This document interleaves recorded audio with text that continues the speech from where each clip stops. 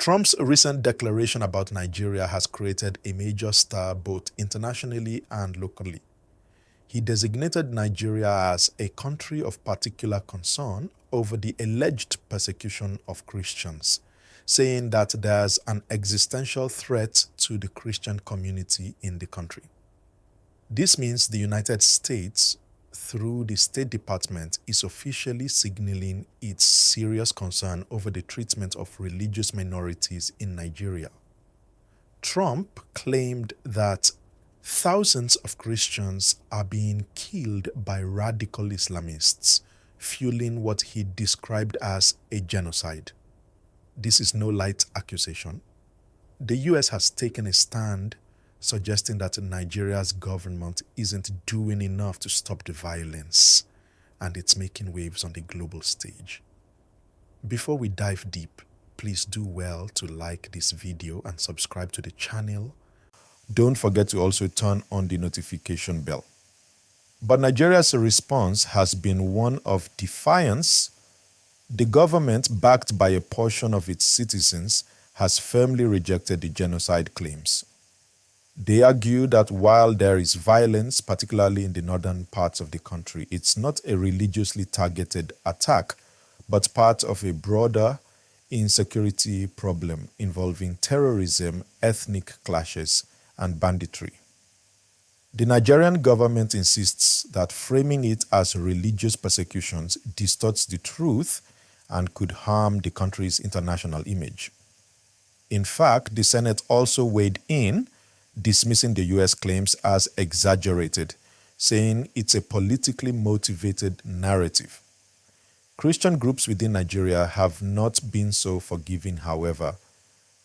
The Christian Association of Nigeria, CAN, has called for a clear distinction between what's being claimed by the US and what is actually happening.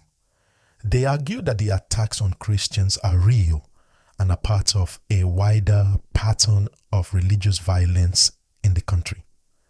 They say that the Christian community has been enduring this violence for years, and the US decision to call it out is long overdue. This situation has sparked intense discussions, with some questioning whether international pressure is the right approach or whether it risks escalating tensions. What is happening in Nigeria goes beyond mere politics. It's a situation that affects real people every single day. Churches have been attacked, homes burned, and lives lost. While the government has taken steps to protect its citizens, the reality on the ground is far more complex. The violence has spread across multiple states, and it's not only targeting Christians but also Muslims, ethnic minorities, and anyone who's caught in the crossfire. There are reports of communities being destroyed by radical groups, and the inability of the government to stop it has made Nigerians question their own safety. Many Nigerians believe the government has not been transparent about the scope of the violence. The inability to provide concrete numbers on casualties and a lack of accountability for perpetrators has led to distrust. The security forces are often accused of either being complicit or too weak to prevent the atrocities. There's a feeling among the Nigerian public that they are on their own when it comes to personal safety, with little recourse to justice. While the government insists that it's doing its best, the reality is that violence continues and people continue to suffer.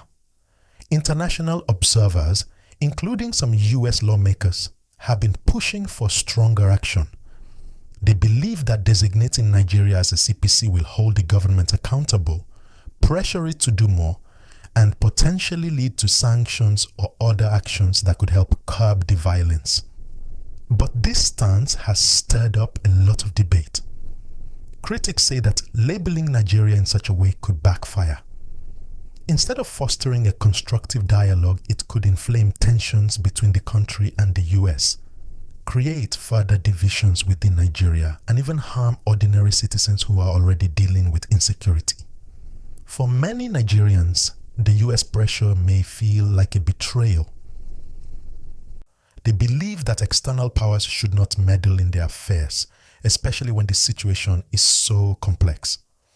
Nigeria's government argues that while it's not perfect, it is doing its best under difficult circumstances, and the country needs to take its own decisions on how to tackle the violence. However, there's a growing divide within Nigeria itself.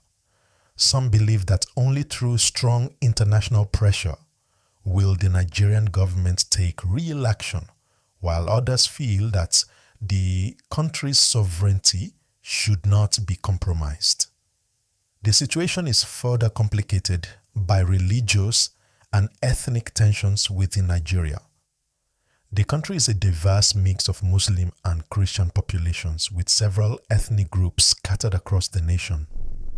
The violence that has plagued northern Nigeria, especially in states like Kaduna and Plateau, often has religious overtones, but it's not always clear-cut. While some attacks are clearly motivated by religious animosity, others stem from ethnic conflicts, land disputes, and economic struggles. This makes it difficult to categorize the violence as purely a religious genocide. But for many in the Christian community, the attacks feel personal, and the pain of losing loved ones cannot be ignored. The US label of country of particular concern is more than just a slap on the wrist. It is a serious accusation that has ramifications for international relations. Being labeled as such opens the door for possible sanctions, visa restrictions for government officials, and cuts in non-humanitarian aid. These actions could hit Nigeria's already fragile economy hard and further strain its diplomatic relationships. The Nigerian government, already dealing with severe internal strife, may find it even harder to balance international relations with domestic pressures. For Nigeria, it's not just about the international spotlight. It's about its internal narrative. How will the government handle the criticisms? Will it double down and deny the claims, or will it take action to resolve the violence? The pressure from both local and international forces is mounting, and the world is watching. How Nigeria responds to this situation will have long-lasting consequences, both for its citizens and for its relationship with the global community. The Christian community, which makes up a significant portion of Nigeria's population, is now asking, what next? Will the government address their concerns with urgency, or will they continue to feel like their voices are ignored?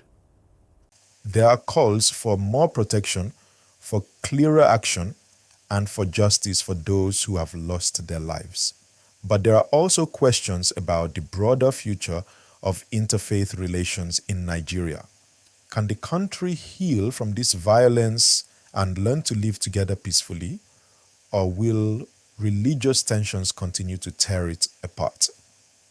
As the situation unfolds, it's essential for everyone, both in Nigeria and abroad, to approach it with care.